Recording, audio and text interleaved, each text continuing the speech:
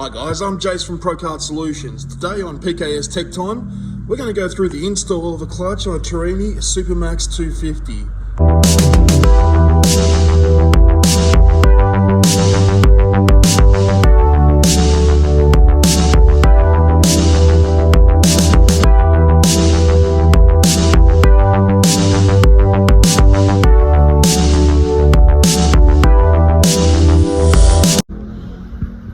Okay guys, you can probably hear in the background it's starting to rain outside. We're at trackside at Cameron Park, just out of Newcastle. Now we're going to have a look through the Torini Supermaxx 250, and this is the clutch install. So we're just going to open the box up.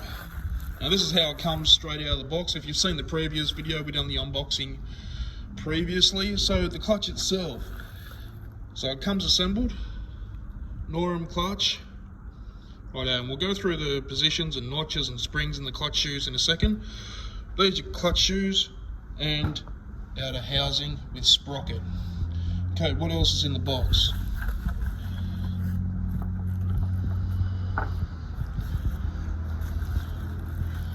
Okay, let's just discard the box for a second. Okay, let's have a look. Outer washer, key, inner washer, M8 by 1.25 bolt, and a spring washer. Now it's really not that difficult to assemble this little beast, but for those of you that don't know, I hope this helps you out. Okay, we'll get to the assembly in a second. Let's have a look at the clutch itself. Okay, the Norum clutch has 3 different settings that you can set your clutch up with. Okay, and it's all about the engagement, or how rapid or hard it engages. So in this position just here is a rapid engagement, so the clutch shoes will snap out fairly hard onto the outer housing, engaging your clutch faster. This setting here, so the center one, okay, that's a mild engagement, so it allows the clutch to slip just a little bit more.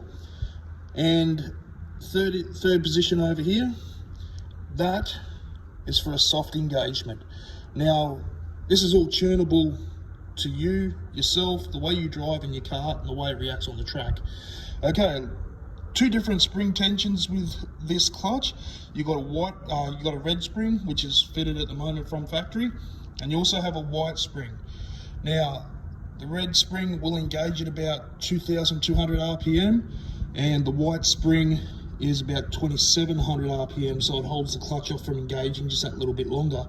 Once again, all tunable to your driving style and how your car reacts. So at the moment, we're just going to run with the factory settings, as later on we will go through the run-in and all that. We will go through the run-in and step it through, then adjust to the driver later on in more videos. Okay, just before we do the clutch up, I've already removed the spark plug off screen. I'm going to put a piston stop in there so when we do tension the motor up, it doesn't turn over on us.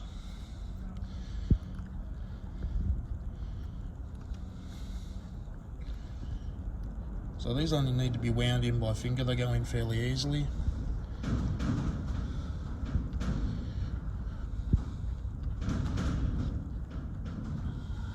Just make sure it's all the way home. And this basically, the piston comes up, sits on this plug, stops the crank turning over while we're tensioning the crank up on. Rightio, the assembly of the clutch. All in all, it is not that difficult, limited parts, but there are a few things to watch out for. Firstly, we insert this washer. Now this washer sits right up here on the crank and protects our bearing, and it protects our seal. But something to watch out for, and I'll try and zoom in on this washer. If we can get focus on this washer. Okay, it's flat on that side. You might not be able to see it. We have a bevel on that side. There we go, in focus.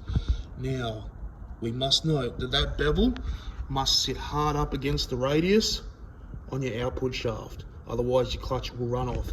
So we're going to do that now.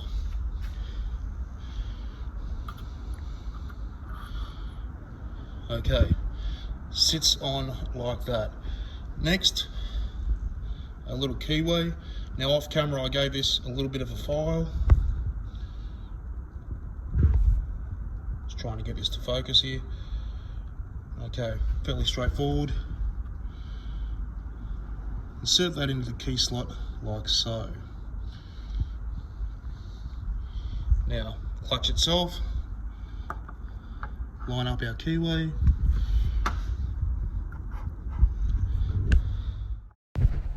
Rightio, the clutch is currently installed on the output shaft.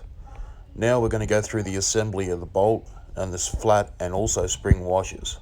So there is an order that you actually have to do this install with.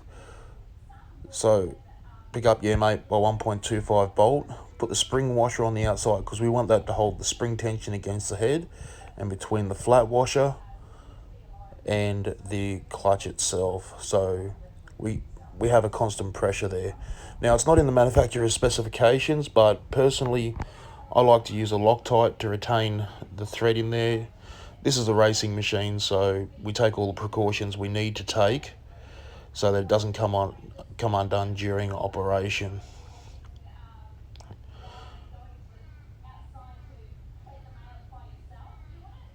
Okay, just a little bit like that. Loctite 243 thread locker. Then from this point on, I'll try and move the camera for you so you guys can see what I'm doing.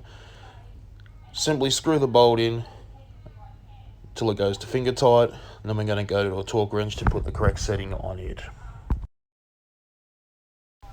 Okay, our torque wrench is set to 18 Newton meters. I'll try and start it off a little bit softer. You can currently see the clutch starting to turn over as I put the tension down onto the wrench. Now this is just the working parts turning over until it comes up hard against the piston stop, which it has done just there.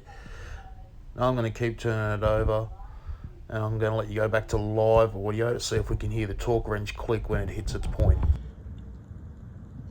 Get tighter. There it is. Double check on the tension. There we go. Just give it a quick spin over, make sure everything's still free where it needs to be. A little bit of movement. Rightio. So that concludes our install of the clutch on the Torini Supermaxx. Stay tuned for the next videos, or if you are interested in more information, contact us here at Procard Solutions or on the website at procardsolutions.com.au. This has been a PKS Tech Time.